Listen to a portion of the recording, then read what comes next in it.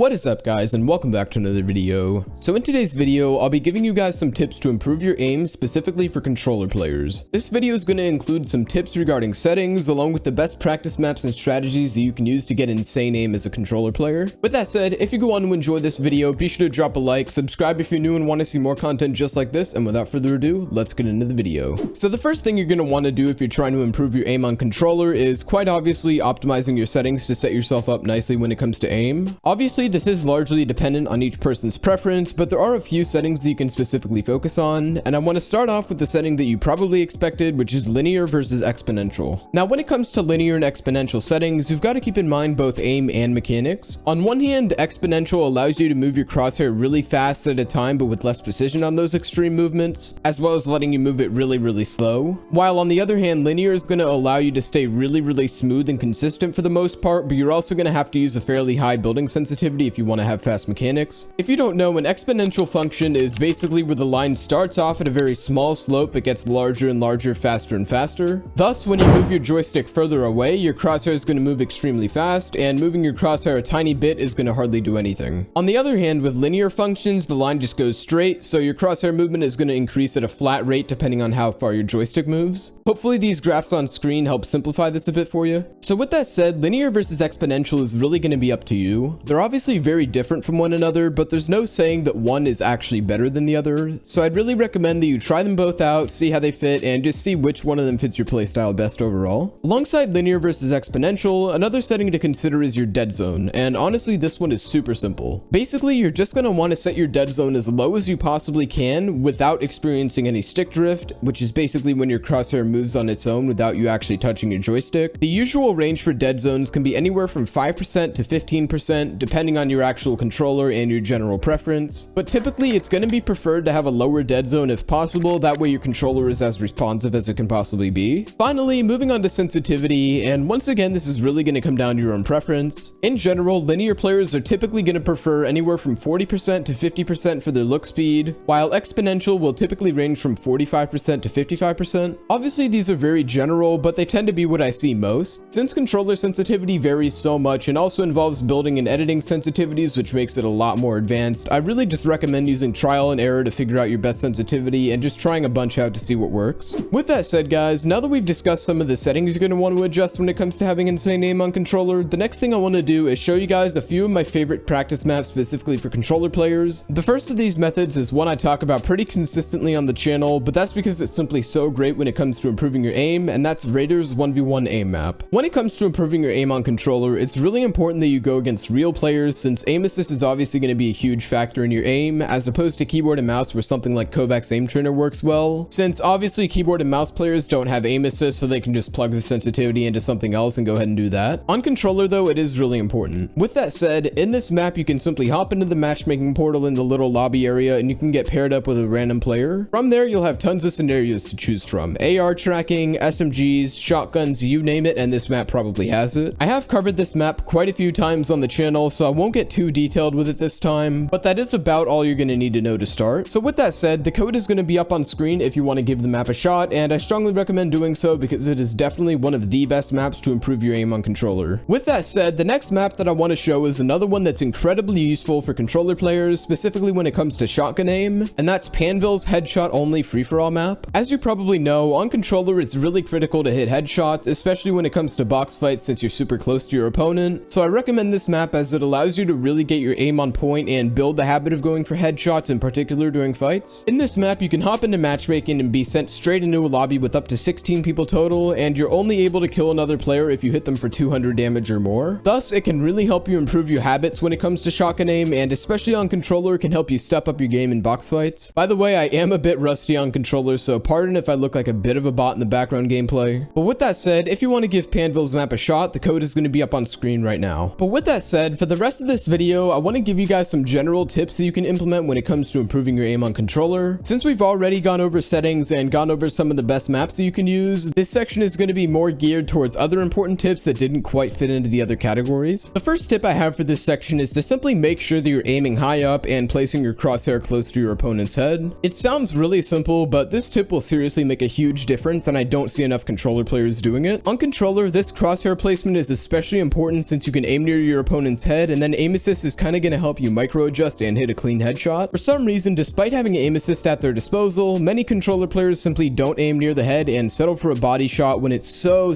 easy to simply aim higher and potentially hit a 200. Now obviously it is slightly easier said than done, but you can definitely improve at this by using the Panville headshot map I showed earlier, along with simply focusing on going for headshots while you're in a fight. The same general rule goes for AR spray as well. One huge reason why so many pros are able to hit triple headshots and other absurd shots is because they aim straight for the head, continue tracking their opponent as they move, and then let aim assist handle the rest. Moving on from that, another tip I have is to stop messing with your settings and sensitivity so often. This one isn't really an in-game tip, it's more of just an issue I see with a lot of controller players. But basically, I see a bunch of players switching around their sensitivity, dead zone, and other settings so often, and it causes them to have really rusty aim all the time since they can't actually build the muscle memory with their sensitivity, and obviously really take the time to improve with it. My top recommendation here is to take the time to find a sensitivity that you like and stick with it so you can become as skilled as possible with it and really just build a high level of skill with those exact settings instead of just switching them around a bunch and struggling to improve your aim as a result. Finally guys, my last tip for this video is easily one of the most important tips you can learn as a controller player, and that's trigger patience in box fights. Trigger patience basically means taking an extra half second or so to make sure that your shot is lined up perfectly before you fire. As a controller player, if you take just a few extra milliseconds to put your crosshair on your opponent's head, line up your shot, and then let aim assist help you adjust, you can hit 200 damage shots so easily on a consistent basis doing that. This is one of the best things to practice in Panville's map and is easily one of the biggest difference between amateur level aim and pro level aim on controller. I know this does kind of sound similar to the first tip, but that one was more about aiming towards the head, and this one is more about just the patience of it. So with that said, next time you're trying to hit a 200 damage shot, take an extra second to line it up properly and you can thank me later. But with all that said guys, that's going to wrap it up for this video on how to improve your aim on controller. I'm pretty sure this is my first tips and tricks video meant for controller players only, so if you do want to see more controller videos just like this, then be sure to drop a like and let me know down in the comments as well. If you enjoyed this video and want to see more content just like this in the future, then feel free to subscribe as it's completely free and turn on those post notifications, that way you won't miss out on future videos. Thank you all for watching this video though, and I will see you guys in the next one. Bye for now.